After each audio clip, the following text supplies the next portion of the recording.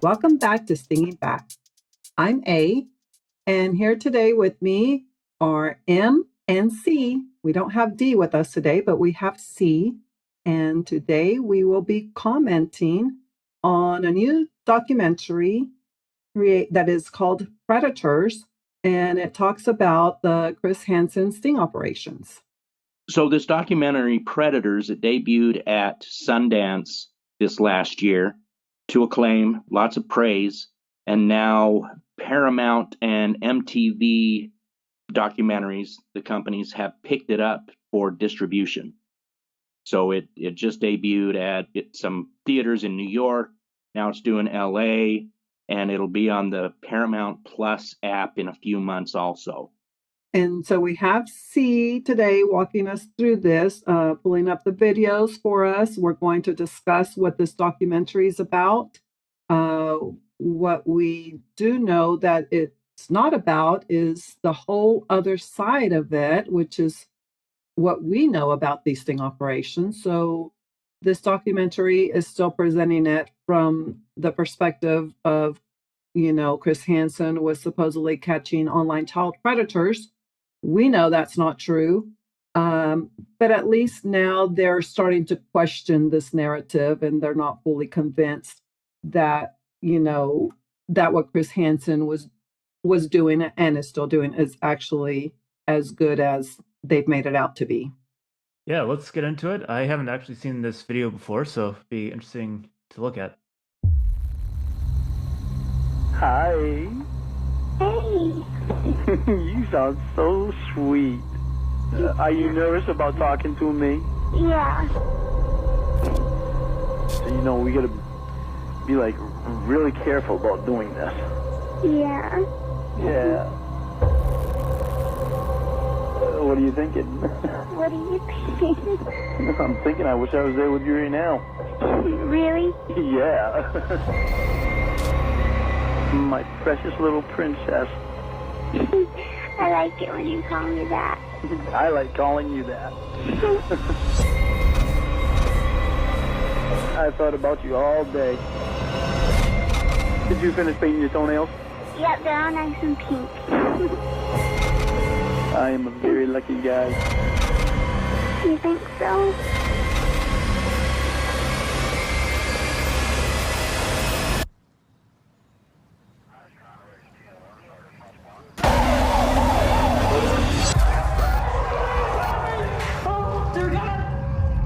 Some people watching this may feel like you have something to answer for. What do you say to that?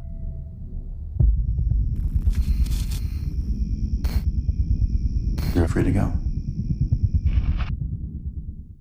This is one I certainly want to watch. Will you guys be watching this one? Yeah, definitely. I want to see what this is about. It's kind of interesting how they portray it. They make it sound like this is going to be, at least for the first half of this trailer, it looks like this is going to be about the predators and how terrible what their actions are. But then they kind of shift to what happens when they turn off the camera and Chris Hansen, and it starts kind of adding in a little bit of doubt. But it is interesting that it seems like they're targeting people that might actually be really for these predator operations. And it doesn't, and there is a dark side to these predator operations that the general population just doesn't know about. So it'll be interesting to see both the documentary and kind of see the reactions to it and who's actually going to be watching it. Yeah, I'm curious about the reactions to it, although we've already seen some reactions on the YouTube videos that are out there, such as this one, in the comments. And there are, we can read some of them here. There are a lot of them that are leaning more towards questioning these sting operations. And then, of course, there are the ones that will defend them no matter what. Now I'm reading here, it says the opening to this is so creepy. Okay, yes, exactly. It is designed to have that effect on people. first thing I noticed, just because of knowing what I know now, right? If I did not know what I knew now, I wouldn't even be thinking about this. But the first thing I noticed is the female voice sounds like a 6-year-old. I don't know how old they claim to be in this sting operation, but that does not even sound like a 13-year-old or a 14-year-old or a 15-year-old. Teenagers don't talk like that. This is very much someone who is role playing. And we don't know what the conversation was before this phone call. We don't know what the text conversation was or what website they were on. Uh, Usually it's going to be an adult hookup site, sometimes, straight up adult sex website where role play is common. And listening to that voice in the context that this was happening, which is sex, that's role play. And that's what the audience is not being presented with. And yeah, the voice sounds more like a 6-year-old. What do you think about that, Em? Yeah, it's unnerving. And that's exactly the design of the trailer. It catches your attention. It, makes the hair on your arms stand up. It makes your heart race. It's disgusting. It's unnerving. If I heard someone talking like that to one of my daughters, I'd hunt them down. But taking a step back from, what I know, the important parts are what led to this conversation. We have no idea. We don't know how these two met. We don't know what was discussed. We don't know. For all we know, the guy responded to an ad on Craigslist that said it was a 28-year-old female. We don't know if they've talked for 3 days. We don't know if they talked for 3 minutes. We don't know when phone numbers were exchanged. There's so much that we don't know. Taking a step back after hearing it and assessing those things are what most people won't do. And we need to start doing that.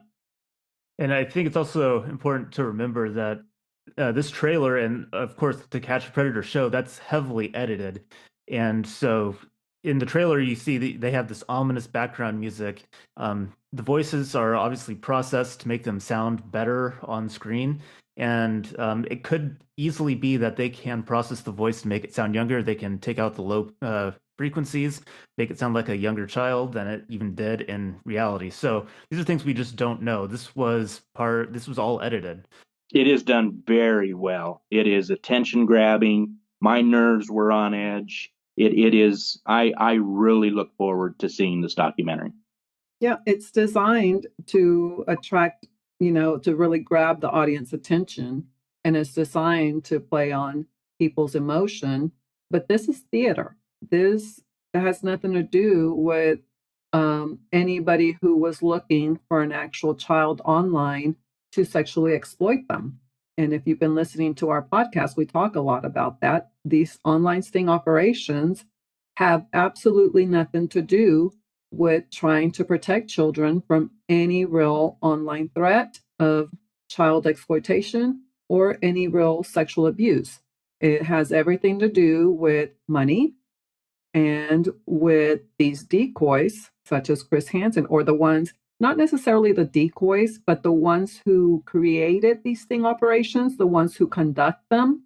They're sexually exploiting people. They're sexually exploiting the men that they target because they know these men are looking for casual sexual encounters online in the right places that are used for this. And then they introduce a minor, an imaginary minor, a hypersexualized minor, a minor who is sexually mature and sexually confident and has the sexual desire of an adult man, really, or a much older woman, a woman in her 30s or 40s, a cougar.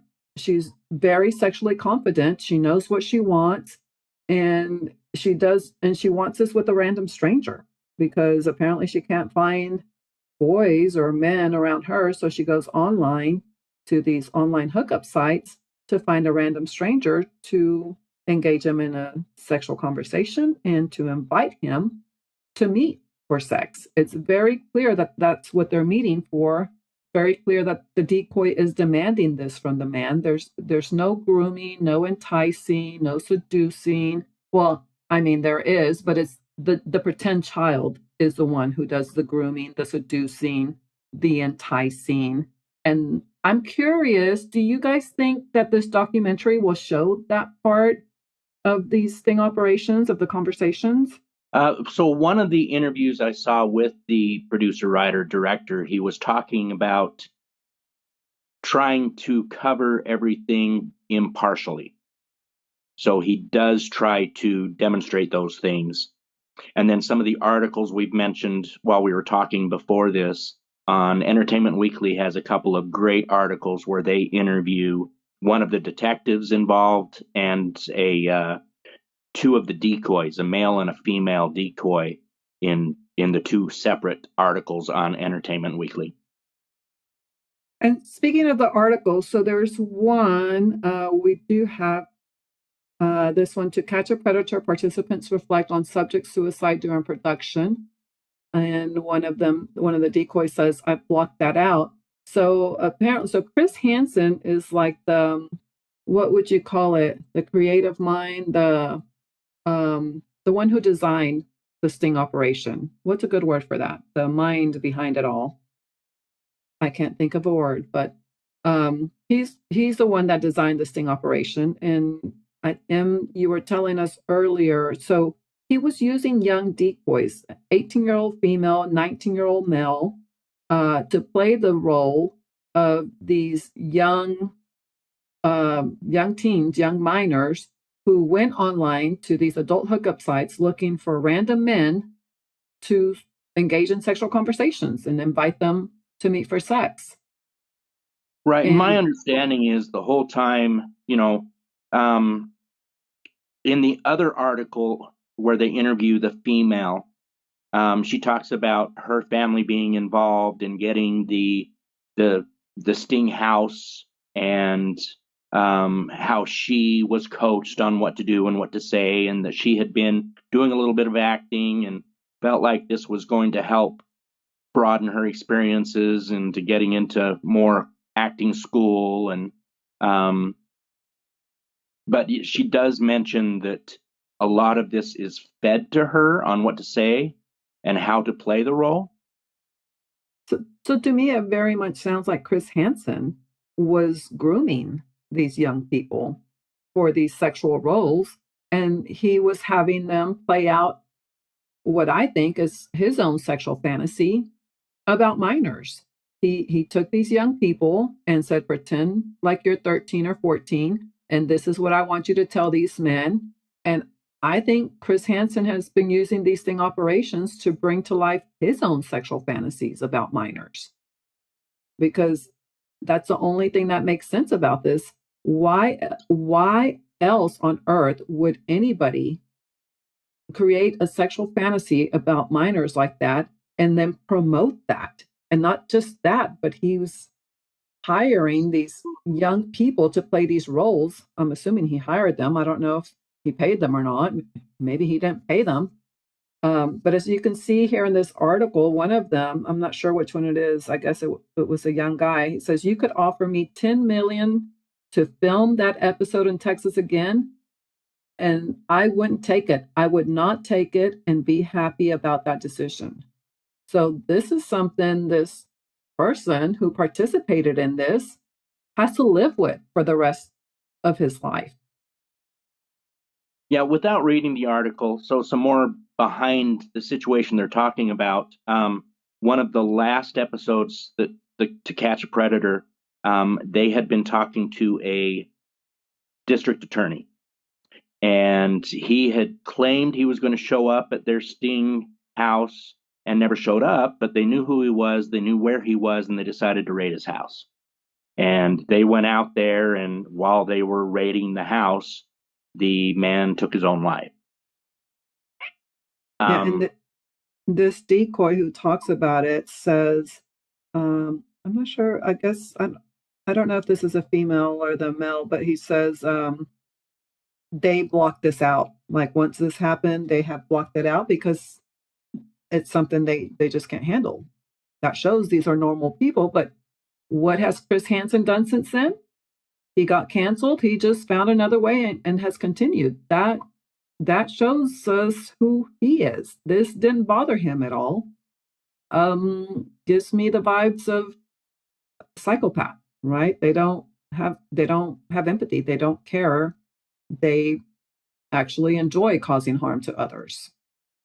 Yeah, it That's what seems I think. like a lot like what happened with Operation Underground Railroad and um, this very similar kinds of things that the decoys said. They think going into it that they're going to be, helping actually save kids, and they get put into these really bad situations that they didn't necessarily approve of ahead of time. They end up uh, claiming sexual assault, things like that, and it just all these operations are like this.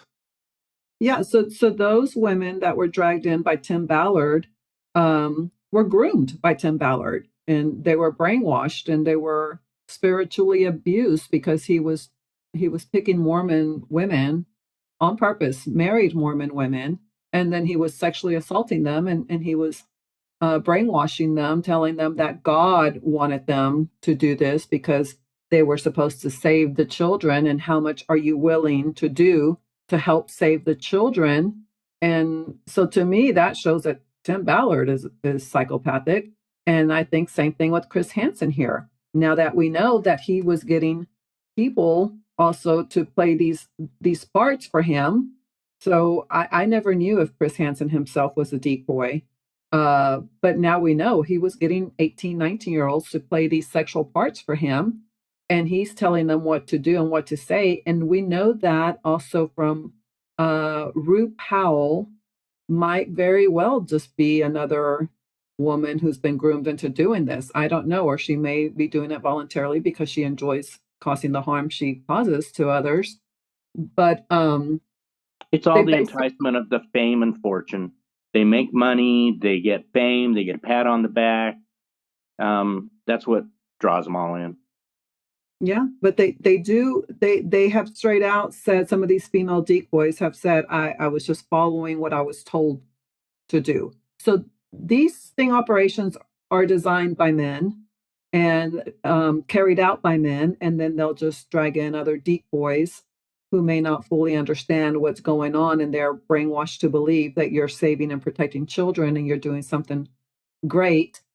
But it's about sexual exploitation. I mean, they're probably sexually exploiting those decoys, just like Tim Ballard was sexually exploiting the women that he was dragging into his sting operations to help him supposedly save women and children. They're sexually exploiting the men they target because those men are looking for consensual adults, and then they're, putting themselves into those situations. The decoys or these police officers, they insert themselves into that, pretending to be someone who wants to, be sexually involved with those men. So that's sexual exploitation, uh, playing with that, and then claiming to be a minor. They're trying to get these men to view minors in that way, just like Chris Hansen does, and I'm guessing Tim Ballard does too, because they seem to have this obsession with the idea of sex with minors to this point that they are creating. They're not only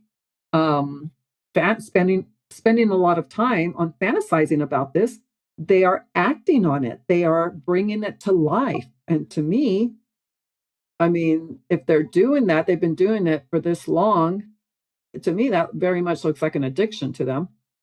Are they capable of going further and carrying and acting out on it in other ways, like involving real minors? That's what I'm paying attention to now. Yeah, that second article that we talk about with the female decoy and her involvement, she talks about the conversations would get pretty deep and they'd exchange a lot of different, of course she's playing a role, but these guys would exchange a lot of information about college being tough and not sharing it. One guy she's talking to saying college is tough and I don't know if I'm going to follow through with it, and her taking sympathy. And then at the same time, when this suspect is en route and going to arrive, she's thinking she wants to say, don't come, stay away. Yeah, because they know they probably have that cognitive dissonance where it's like they know or they feel something's off, something's wrong. I'm supposed to think this is good and I'm doing something good here, but I'm sure they can feel this is wrong, something's wrong. But these people were young. Your brain's not even fully developed until at least the age of 25. Rue Powell is in her 40s. So she may not be a true victim of this. She may very well just enjoy doing this. This might be her own fantasy as well. I don't know. Maybe she gets turned on by, pretending to be a minor who's desperate for sex with random adult strangers they can find online. I don't know.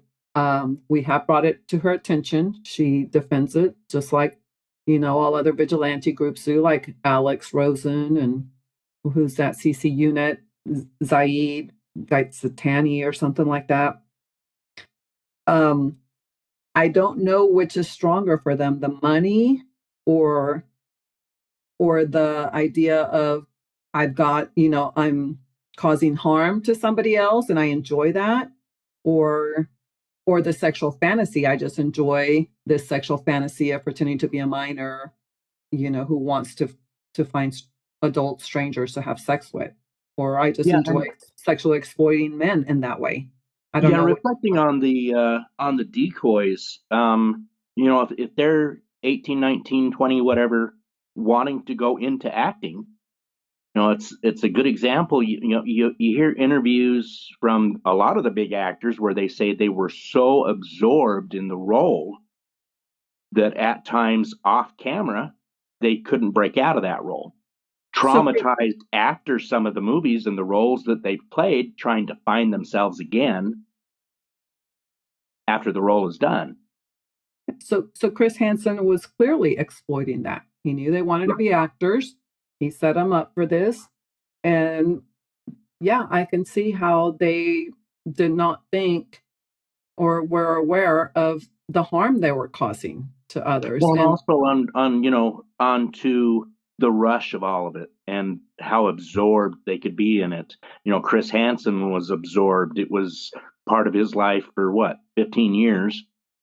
And being obsessed and absorbed and making that money and getting that fame, but also going through the steps in the process. I'm sure it was a type of addiction. The Rue Powell and Adam Rosen, the adrenaline rush and the dopamine and all the all the fame and getting caught up in those things. And they probably lose themselves and forget what's right and what's wrong because of all of that. I think some of them lose themselves and forget what's right or wrong. I think some of them, they're just not good people. And I think, I don't know, I question whether Chris Hansen was ever really a good person, right? Like, I think I think he's just one that gets joy out of causing harm to others. And I mean, I could see where maybe Rue Powell might be confused about it and she's defending it because this is her paycheck and she doesn't want to lose that. I can kind of see that. Alex Rosen, I mean, I've spoken to him directly. I don't think he's a good person, and he enjoys like what he does. He enjoys the drama. He has said that he wants to do this for the rest of his life. He doesn't want to have a real job. He will say things to bait, for certain responses, like he used the N-word. He called me the N-word. I'm not Black, I'm Hispanic, but he called me the N-word. And that to me showed that he was like wanting me to react to that. Well, and they also thought you were male. Oh yeah, when they thought I was male online when I was responding to some of the comments on YouTube and on X. They didn't believe that I was a woman. But I have spoken to him on the phone. I do have a female voice. I'm not faking it. I really am female. I was born female. I don't just identify as female. But to me, that shows that these guys like really hate themselves. And so they project themselves onto other males. And that's why they treat other males so badly. And I really think, a lot of them might be struggling with some of these thoughts and fantasies of minors in that way. And they probably do feel bad about it. And so this is how they deal with it. they say, oh no, it's you, M. You, M, were the one that wants to do this to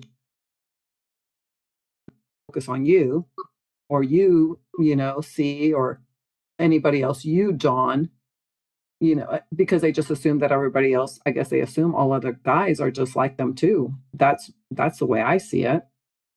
Well, my impression from one of the other interviews is that the documentary does cover a lot of that. They talk to some of the detectives, they talk to some of the producers. Yet we haven't seen the whole thing, but I'm hoping that they get into some of that. These officers that do these stings for 3 months at a time while they're on these task forces, I'm sure it's detrimental to their health and their mental health. So hopefully that's covered in some of this documentary.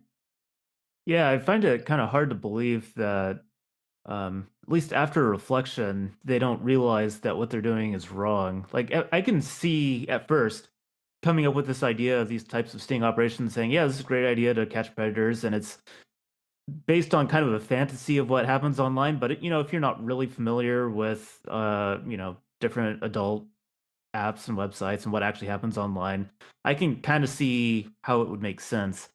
But these people are actually getting in there, and once they start doing these operations, I can see how they can get caught up in it for a while. But after reflecting on it, eventually they have to know to some extent that what they're doing isn't right, and it's not catching the people that they claim it is.